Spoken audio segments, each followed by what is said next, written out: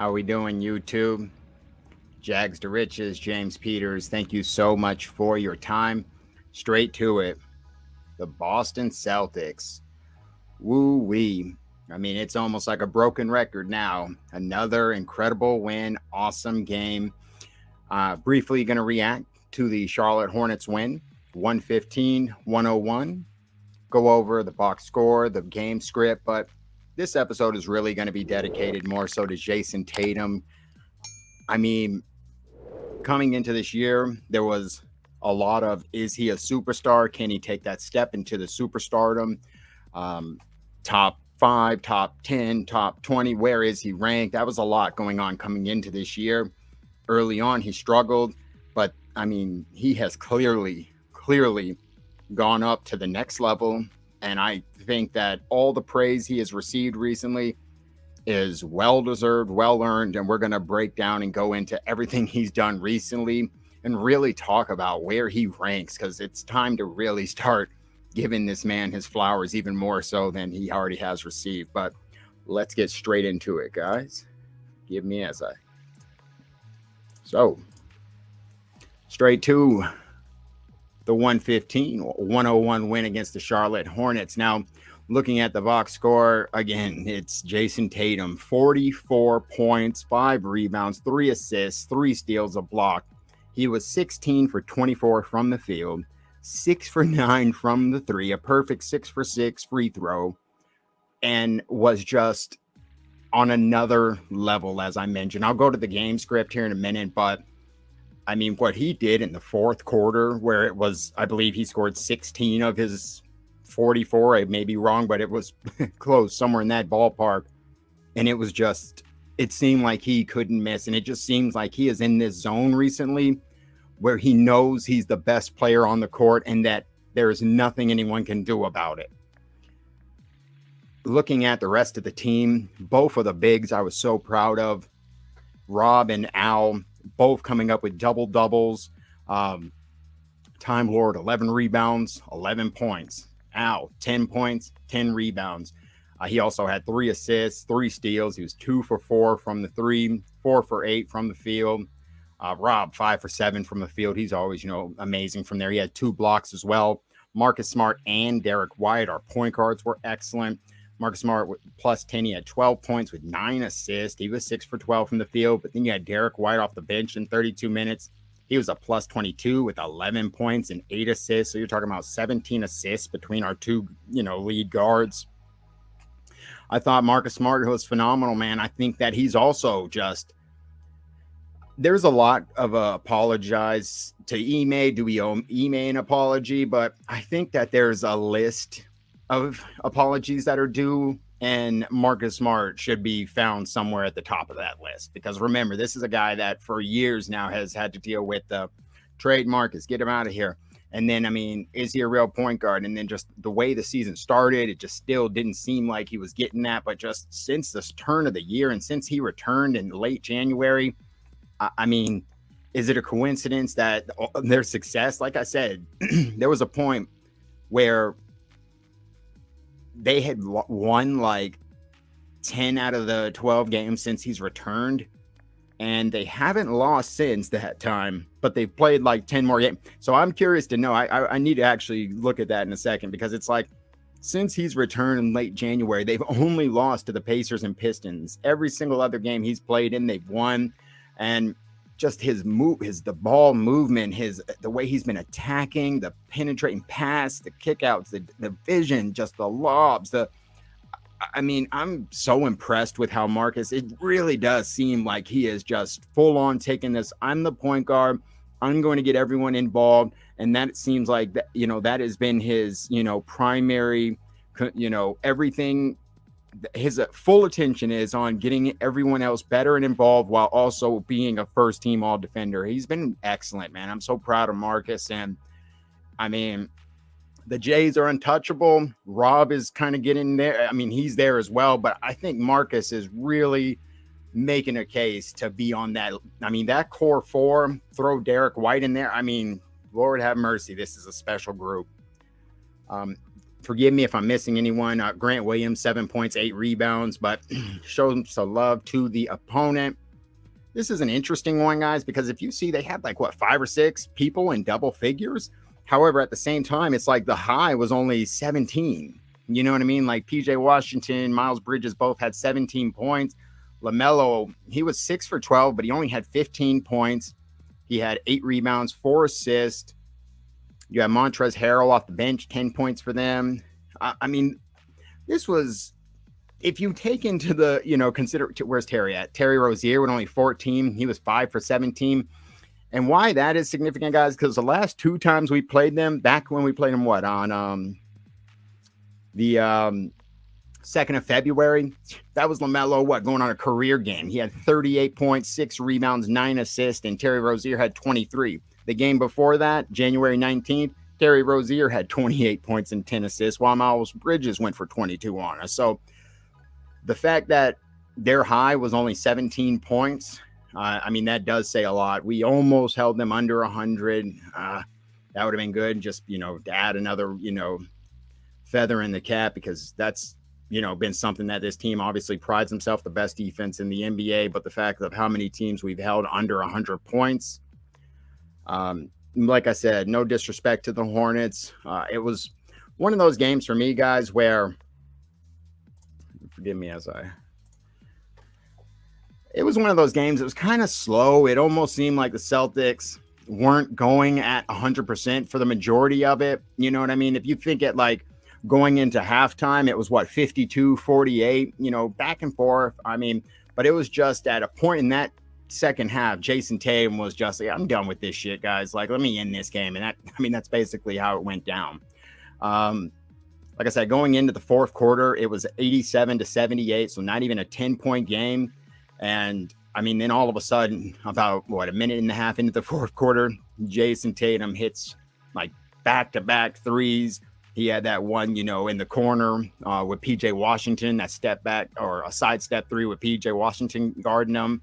Then he hits another one, as he's like going out of bounds right there in front of the bench. It was literally, like I said, he scored like 16 points, and it just they just happened so fast. It was like a 10-point game. And then 2 minutes later, obviously 2 minutes off the clock later, it was a 20-point game. Like, seriously, all of a sudden you look up and it was 89-78. Jayson Tatum took over that game. Derek White, I thought he was excellent in that fourth quarter as well. They actually got to the 115 mark because we finished with 115 points scored with over 3 minutes left in the game. So, you can, a big substitution. You get, you seen, Peyton, Nick Stauskas getting his debut. You had Keelan Martin and Luke Cornett. All of those guys got some run with, over a minute to go. But that pretty much was it, man. Like I said, steady first half, competitive. But that second half, kind of continued to grow, get a little bit of a lead, almost a double digit, 9-10 points. And then Jayson Tatum just, all of a sudden, like I said, it seemed like in the blink of an eye, he hit three 3-pointers. Jaylen Brown hit a 20-footer, that little, and it was damn near a 20-point game. It was a 20-point game. So, and they just kind of held on from then on out. Lob City, full flex, that vertical spacing of Rob, Marcus Smart. Speaking of lobs, Al Horford on that fast break with Jayson Tatum, that's excellent for a big man to be able to dribble up like that, focus, and then throw that type of pass spot on. This team is clicking. I didn't like Charlotte. Those announcers kept referring to, Al as the old man. Miles Bridges is doing the old man. Well, that old man in the Boston Celtics just beat your team's ass 3-1 on the year for the series. So take that. But we have 15 games left. Boston Celtics, 5th seed. We're only a half game back from those Chicago Bulls at the 4th seed. 40 wins, 27 losses. I swear to God, I don't even remember. I'm losing track if it's like 17 out of the last 20 or 18 out of the last. I don't even remember. I just know that this team, start of the year 2022, they are 23-8.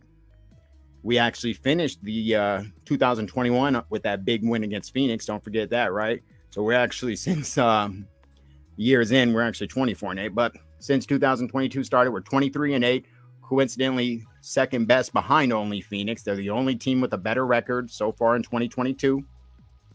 And we're rolling. 15 left. If you look at some of these upcoming games, we got Detroit tomorrow, then we got Dallas, then we got Golden State, Sacramento, and Denver. I mean, four out of those right there, 3 or 4 easily we should win. Not easily, knock on every piece of wood around, but with exception of maybe Golden State, and then when you're playing against like Jokic, Luka, those type of top 10 players, anything can happen. Those are both playoff teams too, let's be clear. But we can win and should win every one of those games. If I'm being honest, I think the Celtics are better than every one of those teams, with the exception of Golden State being the only one you can really make the argument for. I think that we always seem to play that team very, very well, even at full strength. So, excuse me. We'll see, but that's the next 5. And then shit after that, there's only 10 left. But today, guys, it's all about, like I said, it's Jayson Tatum. That is who I want to talk about. What this young man has been doing recently, the run he is on, it's sensational. You've heard a lot of people talk about Tatum MVP, that's the new narrative. And of course, for me, a diehard Tatum, you got the jersey right there. It's my favorite player in the league. It's music to my ears. Keep playing it. I'll play the damn violin for you. I love it. But let's actually take a little bit of a closer look to it, and just kind of see what is going on. As you can see, and we'll just decide, where does he rank? Is he top 10? Is he top 15? Where is he? He's top 5, like you're hearing people say. What is really going on? So he's coming off of 2 games where he scored 98 points, tying a Boston Celtics record. Speaking of that, let's talk of the records real quick. He ties Larry Bird's record in the Brooklyn game with most 50 points. Then he comes back and he ties Kevin McHale's record for most points scored in a 2-game span at 98, while also breaking the record for most points in a 3-game span at 135. So records all over the damn place being tied or broken for this man. But that's the thing, 98 points in 2 games. He scored 54 points in a head-to-head collision with KD where we actually won, as well as following it up with a 44 piece against the Charlotte Hornets. He was 16 for 30 shooting against Brooklyn. He was 16 for 24 shooting against Charlotte. 8 for 15 from 3, 6 for 9 for 3. 5 rebounds for each game. If you look at his statistics on the year, he's basically right at 27 points. Oh, by the way, that is now a career high. His previous was 26.4. So now 26.8, just right at 27. He is now at a career high in points. The 8.2 rebounds has been a career high all year, rebounds. The 4.2 in assists is literally just behind his career high at 4.3. So he's basically right at a career high or tied at a career high for every single one of these stats, with exception to his shooting. That is what is so crazy here. He has gotten his shooting up. It was tough to start the year. It was low 30s for 3, but he's at about 34% from 3 now. But if you look in the past, he was at like damn near 39% last year. So when you take into consideration the fact that he's posting career numbers, 27 points a game, but shooting 4 to 5% lower on field goal and 3, it just blows my mind. It's like he may said it, he said it, he's not going to shoot that bad all year. It was only a matter of time, and it's clicking at the right point. You look at him over the past, 4 games. March, he's averaging 42 points a game this month. 42 points, 6 rebounds, 5 assists, while shooting 46% from 3. That's only 4 games, fair enough. Well, what about since the All-Star break? That's 7 games. He's averaging 35 points. You need a little bigger sample size, 10. Fine. The last 10 games. So you're talking about the 7 since All-Star break and then the previous 3 going into the break. So there was even a little bit of a, time off in between for him to, cool off or whatever you want to call it. But the last 10 games, guys, he's still averaging 34 points, 7.7 rebounds, 4.5 assists, while shooting 41% from 3. He has attempted 95 3-pointers and he's made right at 39, 40, basically 40 of them. I mean, the run this guy is on, it's funny, like the last in-depth video I did on Tatum, it was when he had missed 20 consecutive three-pointers. You remember it was right around that time where they lost to the Portland Trailblazers without Dame, and Yusuf Nurkic went off on us. Well, now he's actually made 14 out of the last 24 three-pointers. And quickly right here, like I said, this is 5th year, 3-time All-Star. Just wanted to give you a chance to look at some of the splits here. Like I said, 34% from 3. Last year, he was right at 39. The year before that, 40. 3-time All-Star, All-NBA, All-Rookie. Should have been 2-time All-NBA, but we won't get into all that. Now, where do I rank Tatum? Now, guys, coming into this year, Tatum was already right around somewhere in between 11 and 13, 14 for me. Like usually when I would do my rankings, he'd end up around 12, 13-ish, like around the Jimmy Butler, Kyrie, all those guys, like somewhere in that ballpark. But as I was thinking about it, in my top 10, like coming into this year, there were guys like obviously, Kawhi, Anthony Davis, Dame Lillard, guys that are clearly, obviously, call it whatever reason, injury or not, they're not in the top 10 anymore, right?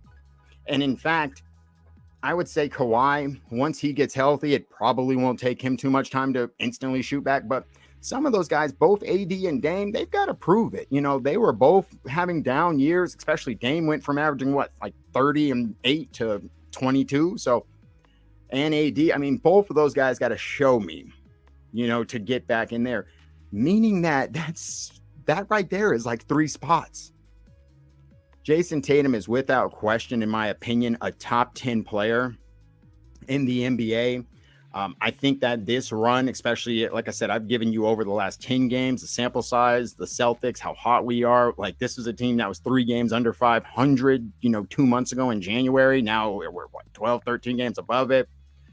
Like we were 10th seed. Now we're in the 4th. They're actually predicted to finish as a top 4 seed now, according to all the betting sites. Like, I think it's time to start, giving this man the title of superstar.